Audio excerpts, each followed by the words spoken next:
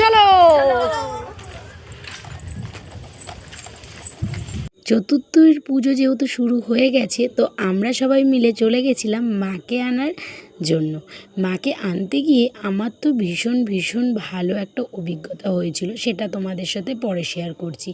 আগে বলি, এইটা আমার কাছে তৃতীয় পুজো, মানে কাকিমাদের অষ্টমতম হলেও আমি তৃতীয়বার। আমি এই পুজোর সাথে যুক্ত হয়েছি এই তৃতীয়বার। তো আমি জোর করেই এই আমার প্রিয় বৌদিদেরকে নিয়েই চলে এসেছিলাম, তাদেরকে জোর করেই নিয়ে এসেছিলাম। তারা তো প্রচণ্ড নাচ গান করলো। যাই হোক, করার পরে আমরা মেন কাজের উদ্দেশ্যের দিকে বেরিয়ে পড়েছিলাম। তখন সবাইকে বললাম, চলো এবার তো আমাদের যেতে হবে, কারণ ঠাকুর আনতে দেরি হয়ে যাচ্ছিল। আর আকাশে এতটাই মেঘ করেছিল, জানো না, মনটা খারাপ হয়ে গেছিলো। জগন্নাথ, বলরাম, সুভদ্রা আর রাধারানীকে প্রণাম জানিয়ে আমরা আমাদের মাকে আনার প্রস্তুতি শুরু করলাম। মাকে আনতে যাব, সব যখন রেডি হয়ে গেল, এত আকাশে মেঘ করেছিল, তোমাদেরকে কি বলবো। আমি জানি তোমরা প্রত্যেকেই জানো যে এখন বৃষ্টির সময়, আর আবহাওয়া দপ্তরও বলে দিয়েছে যে পুজোর সময় বৃষ্টি হবে। তো আমরা ভীষণই ভয়ে ছিলাম যে বৃষ্টি হবে।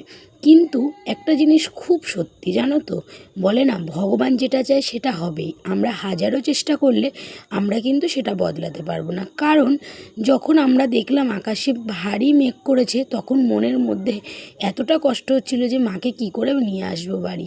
কিন্তু মা তো আসবেই, সে যেভাবেই আসবে। ফাইনালি বাড়িতে উঠে গেছি, সবাই খুব মজা করেছি। চলো, আমরা যাচ্ছি রাজবেরিয়া ঠাকুর আনতে।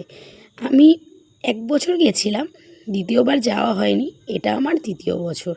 তো ভীষণ এক্সাইটেড ছিলাম, সবাই মিলে দারুণ মজা করে সময়টা কাটিয়েছি। একটু তার মধ্যে ব্যথা যন্ত্রণা ছিল, কারণ এত পায়ে ব্যথা হয়েছে অনেকটা রাস্তা, আর রাস্তাটা এত প্রচণ্ড খারাপ বলার কথা। 34 নং জাতীয় সড়ক, এখন যদিও ওটা 12 নং জাতীয় সড়ক হয়েছে, তো প্রচণ্ডই খারাপ।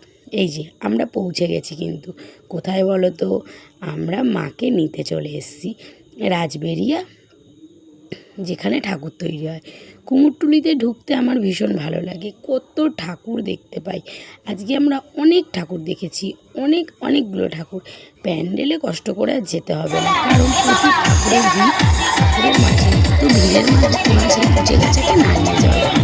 তো আমরা অনেকগুলো ঠাকুর দেখতে পাচ্ছি, কারণ যেসব প্যান্ডেলগুলোতে আমরা যেতে পারবো না, সেই ঠাকুরগুলো আমরা আছি